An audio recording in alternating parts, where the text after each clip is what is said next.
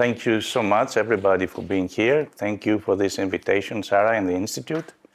I always say that I feel at home in Belgrade, so it's one more case. And I'm really thinking of discussing with you rather than delivering a super speech. Please, however, take this as a kind of introduction to the ways that I enter the discussion about commons, because as you know very well, there is no innocent term. Even the term commons or commoning is a disputed and contested term. So I will try to explain my entrance to this discussion. And of course, you can already see my main point in the title. I'm interested in commoning as a potential source of another kind of social organization. And I think the most elementary, let's say, characteristic of this social organization is going to be the sharing of power. So this is more or less defining what is to happen in this presentation. And thus, let us start. As you see in the title, there's this word towards, which means this is a contested terrain, something that may happen. So the first step of my, let's say, argument is that we're talking about potentialities. We're not talking about something which is for sure to happen. We're not talking about guaranteed results. We're talking about potentialities, which, of course, as you can understand, includes the potentiality created by our own actions. Here I connect to the discussion about potentiality, which has a long history in social theory and engaged political theory. And of course, I refer to Virno or to Benjamin just to say that potentiality is not simply something that is being exhausted in actuality. It's something that remains always as a propelling force of the present.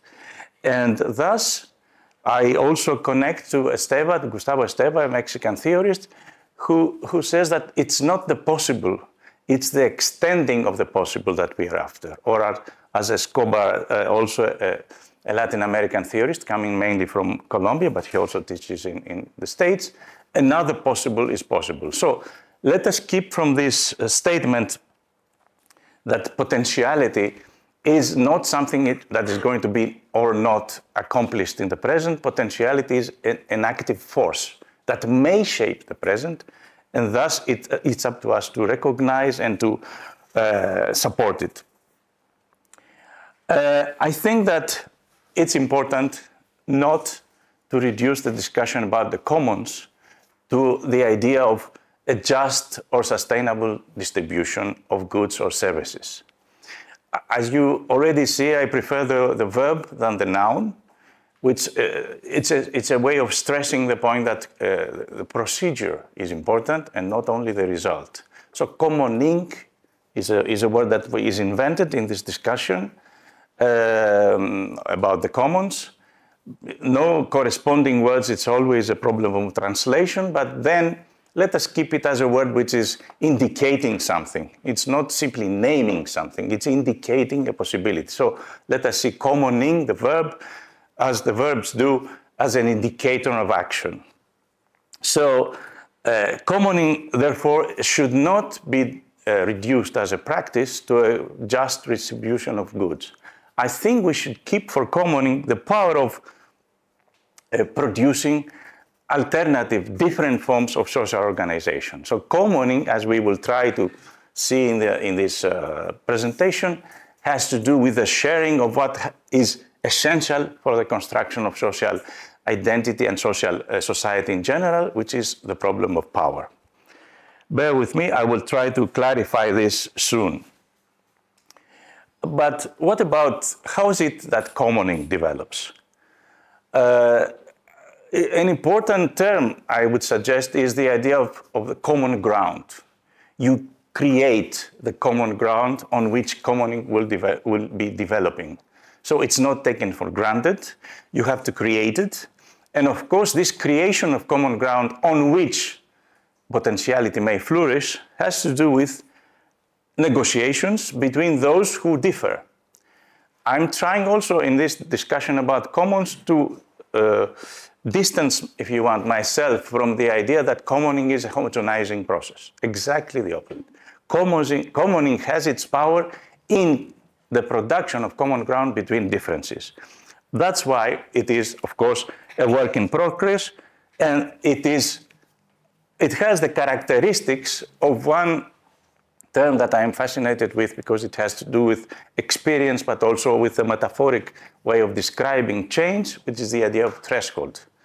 We usually talk about the threshold as something which is imminent, or the threshold towards a social change, or the threshold of a certain happening that it's about to happen. Maybe we should learn from the way different societies treat thresholds, because they use them as moderators and tools through which differences may communicate. Maybe perhaps then the process of commoning is actually a process of creating thresholds. The qualities of common ground are not similar to the qualities of a place. If we keep for the idea of place, a definition of space that has a specific identity, and those who use it or belong to it somehow recognize it. No, the threshold is indeed a social artifact that indeed produces relations of comparison and translation. It brings the possibility of differences to negotiate. And thus, comparison and translation is a process, as I tried to explain yesterday, that actually is far away from the liberal idea of differences tolerating each other. Comparison and translation means that differences look at each other and actively seek for this common ground on which to base their possible changes in a society in which they are perhaps suffocating or not being tolerated. Comparison, of course, means that there are elements which are common. But also translation means that this is a process through which different languages try to develop this common ground. And as you know from translation, there's never, especially in poetic action, and commoning includes poetic actions, if you will, especially in poetic actions, there is no definite translation. There is always attempts. And this also supports the power of process that characterizes commoning. Let us observe some pictures, because it's not the pictures that I want to, illustrate something. It's pictures from which I think we can learn how actually people develop this common ground. So this is a scene in a street in Havana, Cuba, where you can see how many different levels of negotiation are simply implied by the co-presence of bodies. And of course, the same co-presence may happen in Barcelona, in a skateboard area, which is outside the famous the MACBA of Barcelona, a famous museum of modern art, or in Paris, by the river, but also in Tunis, by the sea. So what is happening here? Oh, the refugee camp, in which actually it was not even a refugee camp, it was an area in which refugees had to somehow accommodate themselves in the first days of the major coming of immigrant wave, the 2015 in Athens. What did they do? They somehow created this common ground because they were coming from different countries, and of course, local activists contributed to their support, not the state, the people actually. And this was in practice, not because somebody has declared it, was actually developing forms of sharing of space, sharing of whatever was necessary for those people to survive and feel some kind of dignity after what they have suffered to reach Athens, and then, of course, hoping to go beyond Athens to the rest of Europe. So these are elements. I try to observe people and participate in what they do, but actually to observe people and how they actually form this common ground. The process of sharing is not something that we can only theorize about. It's important to see how people do this. How do they invent passages toward each other? How do they build on those passages, this common ground? And how this common ground is the starting point of sharing things. So commoning is not something that came from a crazy idea of European intelligentsia. No, it's something that corresponds to various experiences unfolding throughout the world, even though people don't use the word exactly as I was once asked in a presentation, but who's using this word? I said, nobody. Or perhaps some have tried to build on this word various inputs coming from different cultures. It's more or less like other forms of description that are not used by those who are acting on the field, but they can generalize the characteristics of what they're doing. So two things that I consider interesting and important in the discussion about the practice of commoning. First of all, the crucial role of the city. We have lots of traditions referring to commoning, to practices of sharing that are egalitarian and based on mutual help, that are basically flourishing or used to flourish in rural areas. Part of the process of cultivation almost demands mutual help. Nobody can collect his own olives. Let's say I come from Greece, so I know about olives. I don't know about sugarcane, but I've seen it happening also.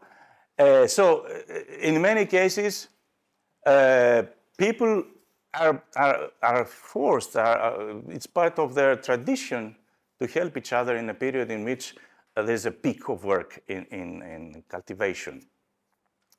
The word for it in Brazil is mutirão. There are, in Greece is danikariés. There are various words. I can't recall the word in Turkish, but I know it. So, but there are different words that sum up this kind of mutual support, which is not based on mutual ownership of resources, but it's based on exchange of support through work. So could this be transferred to the city? Yes, but it's happening already. And I think this is, I will show some images and inspiring, let's say, views of what people do in the cities while they are producing this common ground. For some, this can be also named commonwealth, because they try to cope with unpredictable and sometimes harsh situations in an urban environment. So commoning the city can be connected to what Lefebvre once said, recuperating, to the process of recuperating the city as a collective oeuvre.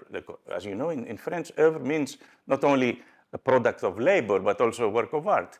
And Lefebvre, the famous social theorist and political theorist also, was in a very persistent way trying to prove that the city is not simply an agglomeration of services and infrastructures, the city is a work. And who is doing this work? Not the forces of production who are trying in capitalist societies to absorb, to recuperate, and to take advantage of what is produced in the cities.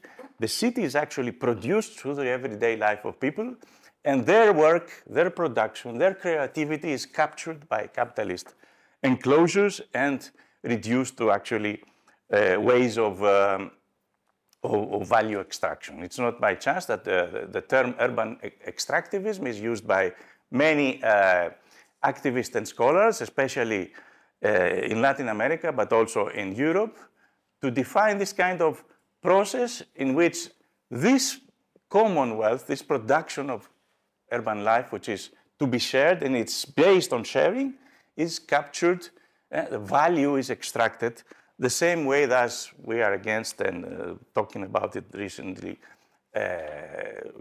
connected to experiences in Serbia, but also in many parts of the world, as we are against the extractivism if it refers to nature. It's the same mentality, the same process, the same action that actually destroys what should be for all. So it's important to see that common spaces, if we choose to name them as common spaces, these spaces that are produced in the process of commoning the city or recuperating public spaces or parts of the city through the practices of commoning, these common spaces are not simply there, a type of space. They are also works in progress. and they exist, they happen. I like to use this word that was introduced by a famous geographer, that space happens. I like to see them as spaces that happen because commoners, those involved in commoning, actually inhabit them, sustain them, protect them, care for them, and thus invite others to join in. And the second point, if we generalize this to the issue of space that is also outside the cities, we can talk about land as a potential source of commoning. And here it's important to connect with very interesting traditions that come from different indigenous cultures in different parts of the world, in which traditions land is not simply a resource. Depending on the cosmovision, as they call it in Latin America, depending on the worldview, which is the most, let's say, appropriate in English, expression, land is considered as part of the community which inhabits it. Even the word, sometimes in certain cultures, is the same for the community and the place it inhabits. So, and the land it uses. So we have at least two interesting practices unfolding in today's world in which the idea of commoning actually and actively challenges what we take for granted as the resource. Resource should belong to somebody. The resource should be used under certain conditions defined by somebody who owns this resource. Two examples, and I think you can also read it there, but it's important to observe it. First of all, the one example that unfolds in Mexico, Chiapas, where you probably know that the Zapatista experience, the people of Chiapas revolting against unjust conditions, revolting against the destruction of community land ownership, which was based on the Constitution of Mexico, actually organized their own society through the idea of autonomy. What did they do? They didn't simply barricade themselves within an area and said, this is an independent state. What they did is try to somehow work as a catalyst within an existing state, the Mexican state, to create a different form of relations, social form of organization, but also production relations and relations in the end with land. And what they did quite recently is declare the land that they have captured from feudal lords, from elite owners of land and agribusiness areas. They declared this kind of land as common. And see how interesting, this is from the recent declaration. It is interesting that they are describing this as land without papers. Can you think of a better way of describing this condition that shows that we can go beyond existing, let's say, mentalities of ownership, beyond the idea of ownership, beyond even the idea that somebody should identify with a space and go in the direction of exploring different forms of relating to earth, to land, not to the land as resource, but as a kind of partner in a process of mutual understanding and mutual support. So this is a land which is neither private nor community, but it's actually a land without papers. And the obvious connotation, of course, is with those people who are without papers, the immigrants who should be granted the dignity of presence without any other form of identification. The second example, which I think both of them are comparable, comes from Rojava, as you know, is also an experiment of scale of autonomy and democratic society. It is the result of a revolt of especially the Kurdish people against the Syrian government. There is an establishment of an autonomous region in Syria, near the borders with Turkey. And in this place, in this area, interestingly, is the same question, who is the owner? Is it a collective owner? Because we have seen cases of collective ownership that have existed historically in various forms. This is a case in which they prioritize use. They say the issue is not the public or private. The issue is who is going to use, and if the states, the conditions of Rojava actually give to everybody the right of use. So this is, again, two important movements that are not simply small-scale initiatives, but are almost trying to develop alternatives to existing social relations. Two of those movements actually converge on the idea of commoning as a form of sharing, which is somehow challenging ideas, institutions, and conditions that take for granted that ownership is the only way of connecting to the resources and to land that is important for the survival of a community or a society. What I will try to say then is that if we want to explore the emancipatory potentialities of commoning, we need to rethink at least on 3 levels. And this is not a simply normative suggestion. This, I think, and I humbly suggest, can be taken as a lesson that comes from actual struggles that develop in the world that we live in. And I will try to support this by the examples that I will show you in images. I think there are at least 3 areas, 3 levels on which commoning can gesture towards, again, no guarantee, can gesture towards possible social emancipation. The first is the reinvention of community, not community as we know it. The second is the reinvention of cooperation. And the third is efforts to share power, to understand power as something to be shared, therefore to introduce relations to power that are based on rotation and equal access. First of all, what could be the reinvention of communities? If we simply say that commoning has to do with what is happening in a kind of community which is liberated or allowed to shape itself, but it is not open to outsiders, it's not open to newcomers, we risk the possibility of reducing commoning to community space or to community institutions as we know them. Of course, there are communities which are more open or more democratic, more open to their inside. I mean, with institutions that guarantee some kind of democratic participation. But the important for commoning is the possibility of welcoming newcomers under, of course, the conditions of agreement with commoning processes. So commoning practices indeed should be understood as transcending existing community borders and thus producing emergent communities of commoning. Emergent, what does this mean?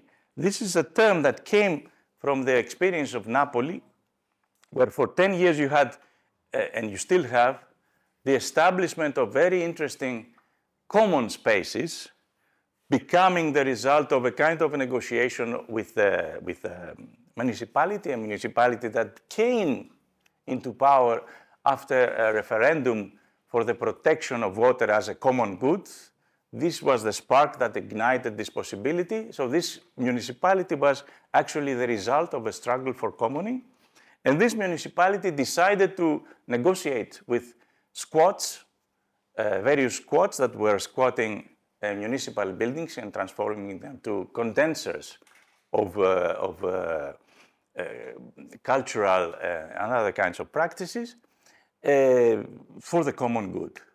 The result was the recognition of those areas, of those constructed, let's say, spaces as common spaces to be used, beni comuni, common goods in Italian, So spaces to be managed in a self-managed way by a certain assembly, provided that this assembly, by definition, with a negotiation with the municipality, will keep those spaces open to the city, except racist, sexist, or fascist behaviors. So Napoli example has many aspects. Just to refer to one of them, there is a struggle in Lido Pola, which is an area outside Napoli, where is one of those urban commons, where they are trying to liberate the beach, to reclaim the beach as a common good, because the beach was polluted by a factory that was abandoned, and then it was kept under mafia control. We're talking about Napoli. And so they had to recuperate this beach and to open it to everybody. This is almost a paradigmatic case of commoning that took place through open assemblies in the area, as it is also the case of occupied Camp Baillot, actually in the local language, which is actually a place of a huge factory recuperated and transformed to a miniature city, including all these things that you see. A library, a coffee shop, but also a pilot co-housing project. This was also the result of a kind of negotiation with the municipality, hybrid situation. We can talk about the handicaps in this process, but what is coming out of it is an indication that social organization, forms of participation, ways of dealing with what should be equally accessible to all can be different, can happen, can exist. And I think this is the most important power of these examples, as is also the example, as is the example of City Plaza Hotel in Athens, which was also a marvelous experience. I somehow participated sometimes in this, especially when we had to protect it from attacks by fascists. This was a marvelous experience, an occupied hotel that was transformed to the place accepting and supporting refugees, but with a major difference from the camps of the state, obviously, but also from the mentality that sometimes is quite well known within the movement. They were accepted not as those in need, they were accepted as co-producers of this kind of place. So they were talking about this place as their own village, and you can imagine that this place included activists from Greece, from other countries in Europe, but also people coming from Afghanistan, from Syria, places of war, but also from Northern Africa. And in this place, you could see the transformation that was made in a place that was actually designed for separation. You know what a hotel is. Every room is separated, and you have reception, all this. But then it became a common place, a common space, because they, in various ways, accommodated themselves, appropriated the space, and of course it became the best hotel in Europe. There's no doubt about it, because it's built on solidarity and acception of all those differences. The most important area in which all those negotiations of commoning took place was the kitchen, not by chance, and I will come to that soon. Another example from occupied factories. I try to refer to examples that I have witnessed or participated in, because I think it's important to somehow try to not talk about case studies. Excuse me, we are full of case studies, but the center of production of theory should always remain the Anglo-Saxon world. No, please take case studies as theory production areas. This is where theory is produced mainly.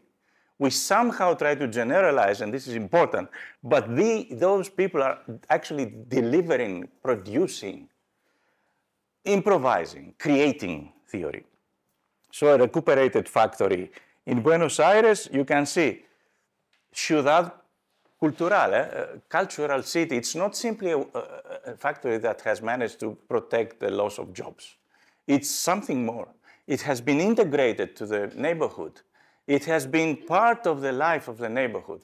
It is an open space in which those who really accept what is happening there can join in and see what they do. I mean, sometimes I don't even believe what they're doing. Of course, these are the typical large area in which you have festivals. Yes, we know it from various social centers in Europe. But then again, University of Workers, organizing a university within the factory, which is for workers, and people contribute to it.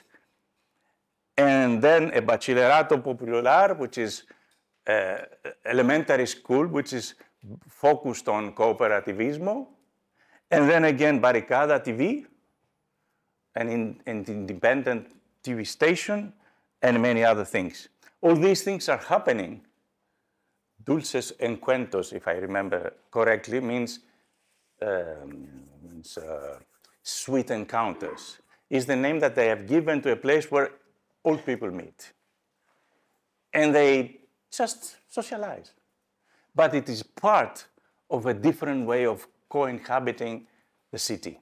It's a different way of understanding what it means to be in the same city, what it means to be in the same neighborhood, and what it means to take your life in your hands. I put an emphasis also on the idea of rituals.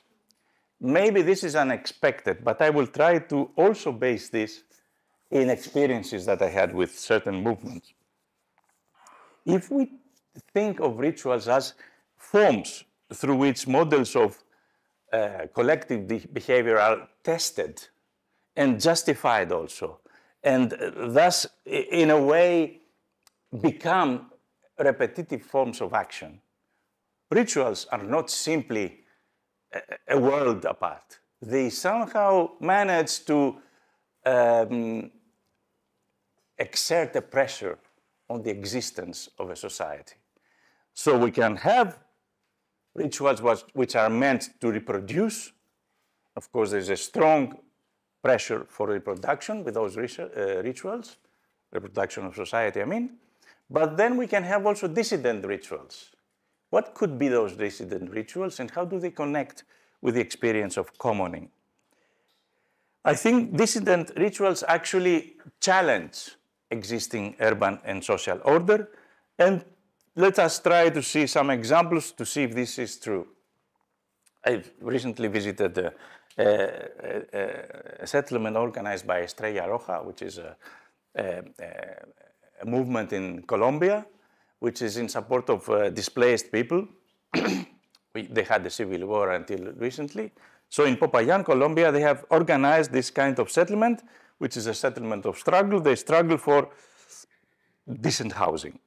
So far, we know how it goes, collective kitchen, support of each other, and so on and so forth. But then again, enter the tradition, because those people are displaced Misak people, indigenous people of Colombia, one of the many kinds of indigenous people of Colombia. And Misak people have a different relation to the land. They believe that the land is their mother. And they also believe that unless we ritually reintroduce, re-inhabit this relation, we don't manage to actually fight for land. So there you have the spiral, which they've been preparing it for a process of Minga, which is a process of deliberation that they organize as a community. So preparing this kind of spiral at the ground means, in a way, in their own way, which I respect, in their own way, is giving force, giving power to this relation with land.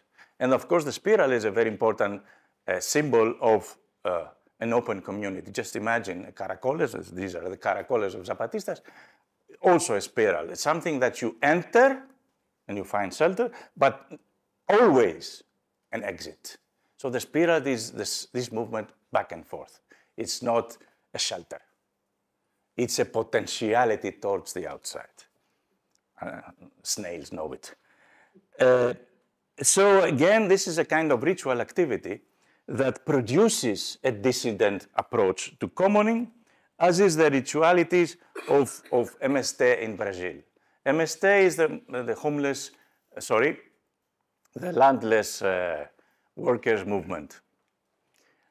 A huge movement with lots of struggles, lots of occupations of land, lots of victims of paramilitary action. And what do? What they name as mystica, which you can obviously understand the etymology, is indeed an array of actions that is not simply representing what they believe or illustrating their visions, but it's an active process through which, with their bodies, in a way theatrically, or whatever you want to call it, reignite, reactivate their relation, again, with land, but also with birth. So imagine a movement which is not simply saying we are fighting for land, we want land, this is a very specific demand, but no, they are fighting for a different world, a different way of participating in communion with land, and this has produced unbelievable conditions in the MST movement. They have their own universities, their own schools, their own production units, and their own settlements, of course. The second that I promised, the second area that I promised, is the reinvention of cooperation. We know very well, of course, that this idea comes from the reconsideration of cooperation under the capitalist conditions. Cooperation is being absorbed, is being exploited by contemporary, but not only contemporary, conditions of value extraction that characterize capitalism. We know this, of course, from Marx already. And it is the power of cooperation that, again, was shown to be a promise for the working class. To liberate the cooperation means to become, as you may recall, autonomous producers, self-defined and self-managed, and this is more or less the dream of a different society. But perhaps we should believe in the cooperation not simply as a process of production, but also as a process of reproduction of relations within a society, and put an emphasis on the element of creativity. Cooperation is not simply, bargaining how to do something effectively. It's also finding out how to do it. It's also devising ways how to do it. It's also exploring possibilities while doing it. And as you probably all know, you should have had such experiences. It also produces the joy of discovering how to do it. So if cooperation is all this, see how, again, the Zapatista communities talk about working in common. This is from a recent visit to Mexico. Not mine, I wasn't there, but my friends have been there this time. So again, trabajo en común, working together. It's not simply working together, it's liberating the fact of working together. It's making this working together as a shaping factor of community and social relations. And what is the most important and the most interesting experience that I had recently in Venezuela is a huge autonomous, not related to the government, organization of cooperations, which is exactly based on the idea of constructing confidence in diversity, as I say, which is not a slogan. They do it. And what they do is actually liberating the forces of cooperation and through them creating an alternative form of social organization. What they do is indeed their own words, by progressively sharing the collective criteria that emerge consensually from the get-togethers, they actually learn. So it is learning while doing. It's learning by testing. It's producing forms of skills and habits that are based on cooperation, not skills and habits that are controlled through a cooperation that is being recuperated by existing capitalist relations. And of course, these repetitive acts that have to do with cooperation should be based on trust. Why this? Not because we believe in trust in general, but because cooperation based on trust is a different thing. Because it produces different things, it produces different relations, and thus constructs these different potentialities. Construyendo un mundo en colectivo means constructing a world collectively.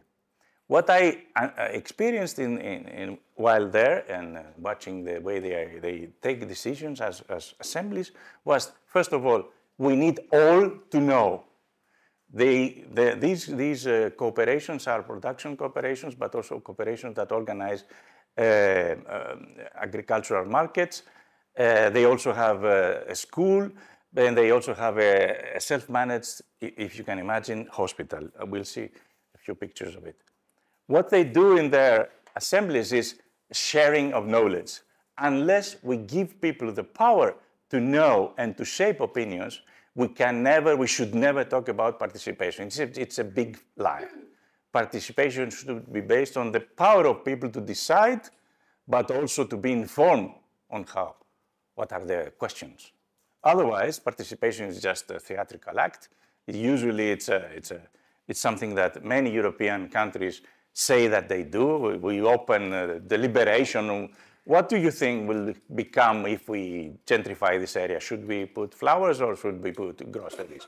I mean, even not giving the possibility of questioning the main choices, but also the worst thing is that you are not given the possibility and the tools to shape opinion, and of course, more than that, the possibility of becoming part of the decision process.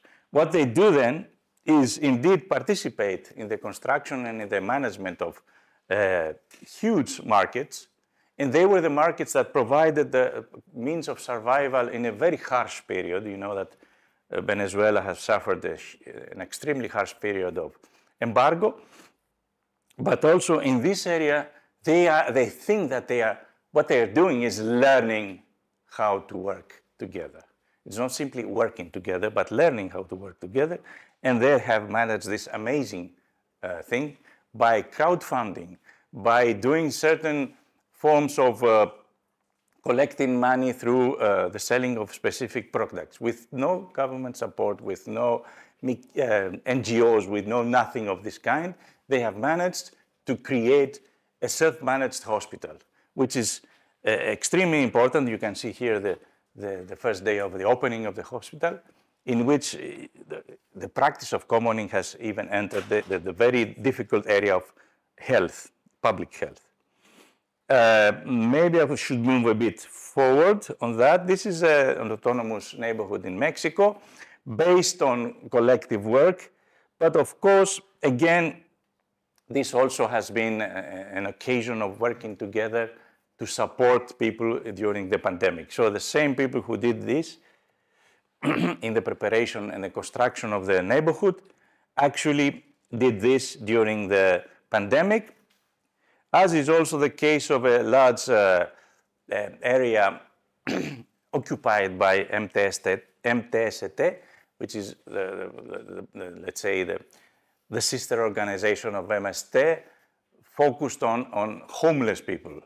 In Sao Paulo, what they do in these kind of large areas, which we're talking about thousands of families demanding the right to housing. But what they say is not about housing. It's about creating new ways of being together. And these new ways of being together in a different language that they also use because they have roots from Marxist experiences and talks. It's also constructing popular power. What is popular power? It's dispersed power. It's power based on participation and not power coming from above.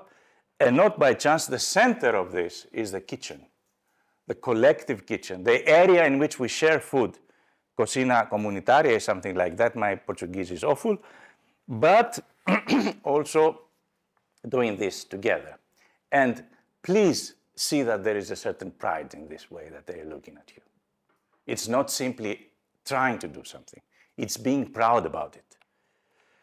And my last case is also this ritual part of cooperation that has with the construction of monuments of a different kind of memory. So this is a monument, Resiste, you can imagine, Puerto Resistencia, that was produced after a huge strike, a huge struggle in Colombia with victims, with clashes with the police and the army, that was simply demanding justice and affordable situations in a huge city. So this monument of resistance is still there, and it's exactly the same that happened with it can be comparable with what happened with a statue of the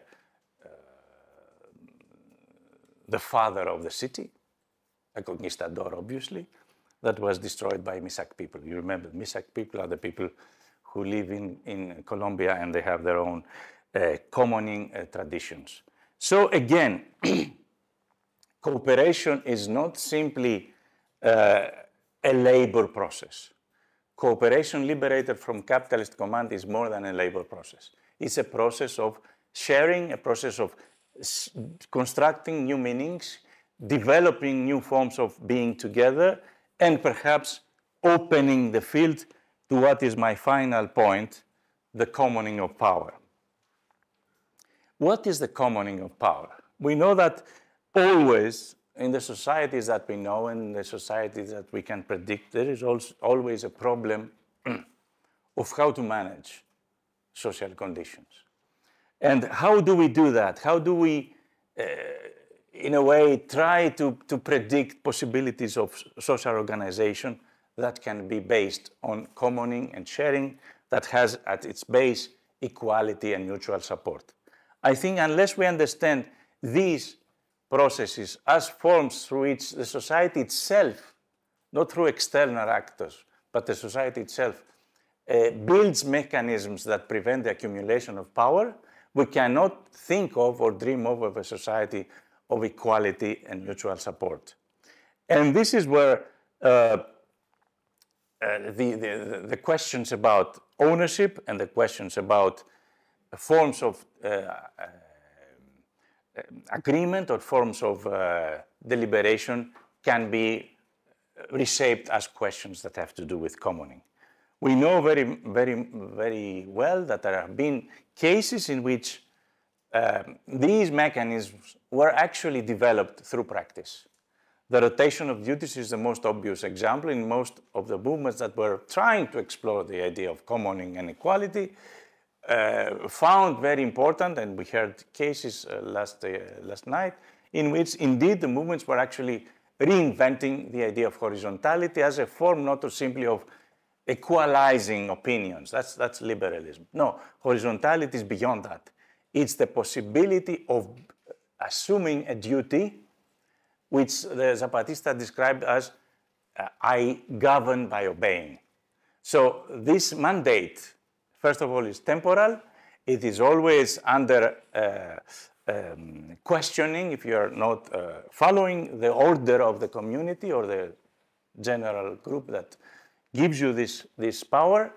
And it is a duty. It's an obligation. It's not a privilege. So mandar obedeciendo means exactly like this. I govern by obeying. And we have lots of other different cases in which this is happening. Again, my obsession with Zapatista experiment is deep, because I think they are testing this possibility. And they are testing it with a very difficult situation that they have to face. Everything for everybody, nothing for us. What can you understand of this saying? Probably that commoning, sharing responsibilities and practices that go in the direction of equality means that everybody should be allowed to participate. everybody should be part of this process. And of course, this process is inclusive. You can see the images in one of those settlements of Zapatistas, Che Guevara, Zapata, and Madonna de Guadalupe. Different universes, okay? But they are combined. And because Madonna is their Madonna, it's not the Madonna of the conquistadores, because Madonna of Guadalupe has also, you know, a paliacate, because she's Madonna de Barricadas, okay? So imagine this transformation of differences that construct this process of sharing power and producing a society based on the sharing of power. If you have time to see it, but these are the principles of Zapatistas, and it's interesting to understand that what they're trying to do is limit the possibility of accumulation of power. The very small in terms of time, but very interesting in terms of results, experiment of the so-called Oaxaca commune is not as well known as the Paris commune, but it was a period in which people actually took over the city. It started as a demonstration and strikes of professors protecting their jobs against a reform of education that was actually privatizing it, and intended being as a recuperation of the city itself, a reorganization of the city itself, getting all the media. Back. So there was a women's demonstration that ended up recuperating the major TV station, a public TV station, and here you see them organizing their own program to, in a way, transmit the values of this city and this period that was a city of commoning. And my last example, because perhaps it's a bit exhausting, it comes from Rojava in Syria. This is the only place that I'm showing you that I haven't been. I hope I will manage. Sometimes it's not the best period to go now. But just a small part of what is happening to Rojava is a women's village. What they managed to do in Rojava, which is, as you know, a liberated autonomous area based on self-management and direct democracy, what they managed to do is, first of all, put the issues of gender at the top of the agenda. Every position of power, rotation of duties, everything, but every position of power should be always a man and a woman, never a man or a woman. And also the liberation of women, because they have to fight against it. It's not taken for granted. There have been traditions of inequality that are there, very much alive. So the liberation of women should be guaranteed by giving the women the possibility to organize themselves. That is why they are part of the army in different parts of the army, and fighting with their comrades in the same battles, but also given the opportunity to organize differently. So this is a pilot village, which is productive village, but also it's a place for women. Not that they don't accept the visiting of men, but for them, it's the place of their own empowerment. And what they do is actually not only, of course, dancing or cultivating, but also producing the houses of the village and assemblies that actually decide on the ways of cultivation and the ways they connect with the other initiatives, because the main molecule, if you want, of the Rojava revolution is the cooperative and the cooperative relations that define forms of social organization. So this is where I end my perhaps too tiring presentation. To sum up, I believe that there is a social potentiality that we should explore. And this potentiality should be based on at least the three factors that I try to present, not because I say so or not because I am able to construct a normative statement, everybody is obviously, but because it seems to come from existing struggles that test the possibility of a different future against and beyond capitalism. And these possibilities should be connected to the reinvention of community, not to the return of the community as we know it, should be connected to the reappropriation of collaboration, that is, forms of cooperation based on solidarity, sharing, and care, and of course, on the ways in which power should be distributed so as to prevent any accumulation of power by certain people or by certain groups. This would make us again, perhaps,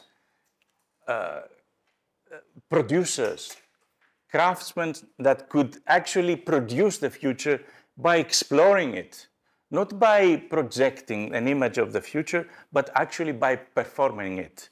And this is perhaps the best way to prove that commoning can be a force of emancipatory importance, and see if it happens, and perhaps judge by ourselves about the results. Because commoning is a promise, no guarantees, I'm afraid. Thank you so much.